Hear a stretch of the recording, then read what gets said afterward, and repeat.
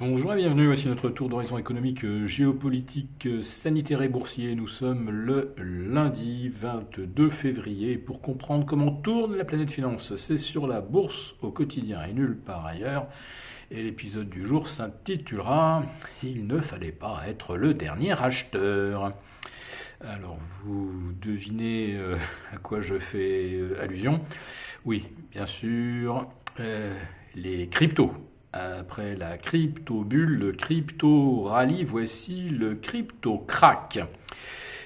J'étais d'ailleurs en train de commencer à enregistrer mon commentaire en début d'après-midi quand d'un seul coup, le Bitcoin et l'Ethereum et bien d'autres cryptos ont accéléré leur correction, perdant plus de 10% en l'espace d'une heure. Alors j'ai attendu que la poussière retombe.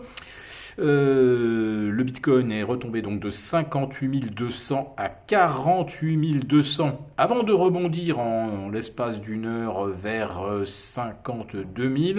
L'Ethereum est passé de 2000 à 1560 $ en moins de 24 heures. Je vous épargne le calcul.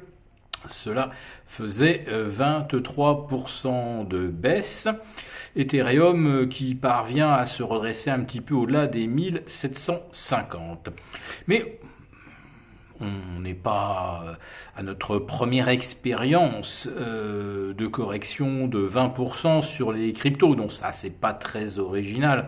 Ce sur quoi je voulais attirer votre attention, c'est sur la multiplication par 25 ou 30 des volumes de transactions, ce qui a littéralement engorgé les plateformes, avec évidemment un tsunami d'ordres de vente stop, qui tombent tous pratiquement au même moment et qui rendent leur exécution impossible. Autrement dit, si vous aviez passé un ordre de vente stop à 15h10 sur l'Ethereum, vous êtes incapable de savoir si vous avez été exécuté à 1800, à 1700 ou 1650. Ça va tellement vite et sur le Bitcoin, les temps d'exécution des ordres sont tellement lents que le temps que vous décidiez de vous couvrir, vous avez déjà perdu 1000, 2000, 3000 $, et ce en quelques minutes. Alors pour un actif de réserve, pour de l'or numérique, oui, on peut effectivement préférer l'or. Il est quand même rare de le voir perdre 20% de sa valeur en l'espace d'une journée et 10% en l'espace de quelques minutes. Oui, mais l'or, ça ne fait plus rêver. Bien sûr, on sait ce que ça vaut, on sait ce que cela coûte à produire, à recycler, etc. Alors que sur les cryptos, eh bien, il n'y a que les limites de l'imagination pour les empêcher d'atteindre de nouveaux records, ce qui a donc été fait. Et pour le Bitcoin, ce record était plus que symbolique, puisqu'il a atteint 58 000 $ et que le lingot d'or vaut actuellement 57 000 $ environ. Alors, pour les banques centrales, voir un crypto actif, une inscription numérique dépasser la valeur de l'or qui sert en partie de garantie à une monnaie, je pense que ça doit discuter ferme entre banquiers centraux pour savoir s'il est temps ou non de sonner ou de siffler la fin de la récré. Alors il paraît effectivement difficile d'interdire les cryptos. Néanmoins, il serait assez facile de demander aux écologistes de faire une petite campagne d'information qui nous apprendrait que, par exemple, pour une opération enregistrée sur la blockchain, sur le Bitcoin, eh bien, ça représente la consommation énergétique de 500 000 transactions sur un achat par une carte Visa ou Mastercard. Et oui, la moindre transaction sur une crypto nécessite de revérifier la blockchain, ce qui demande une consommation d'énergie absolument faramineuse Pour quel intérêt réel a-t-on besoin de consommer des centaines d'équivalents fuel ou gaz pour simplement s'assurer qu'on a bien acheté un bitcoin à 57 000 et qu'on l'a revendu à 58 000, ou qu'on a essayé de le vendre à 57 000 et qu'on ne sait pas trop s'il a été vendu à 54 000, 53 000 ou 50 000.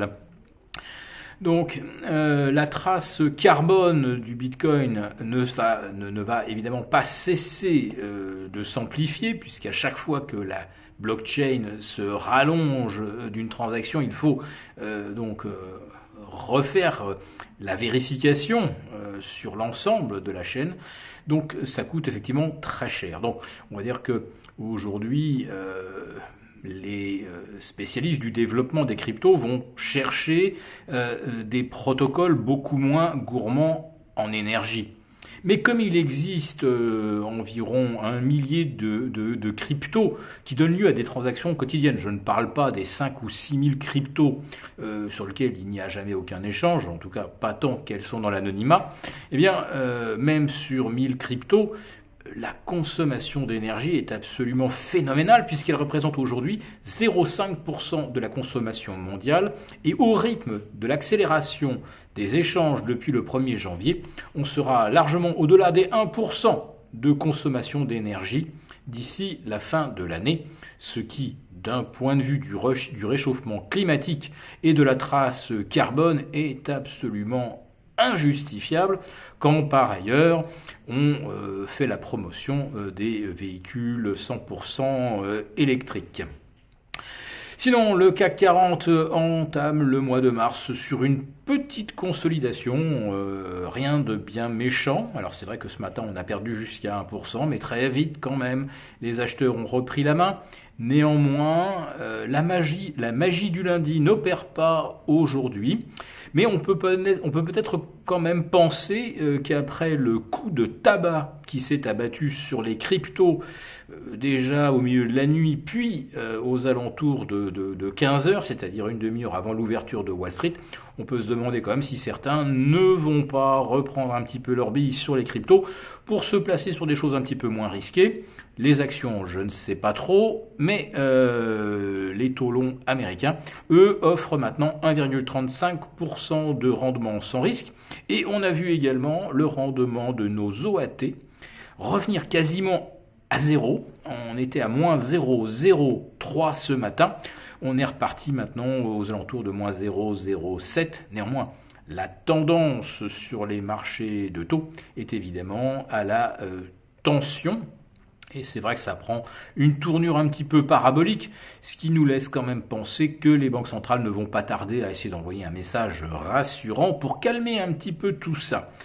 En tout cas, la crypto-bulle démontre une nouvelle fois que ce ne sont pas des actifs de réserve, qu'il est très difficile de se couvrir avec des stops lorsqu'on dépasse certains niveaux de volatilité et d'intensité des échanges.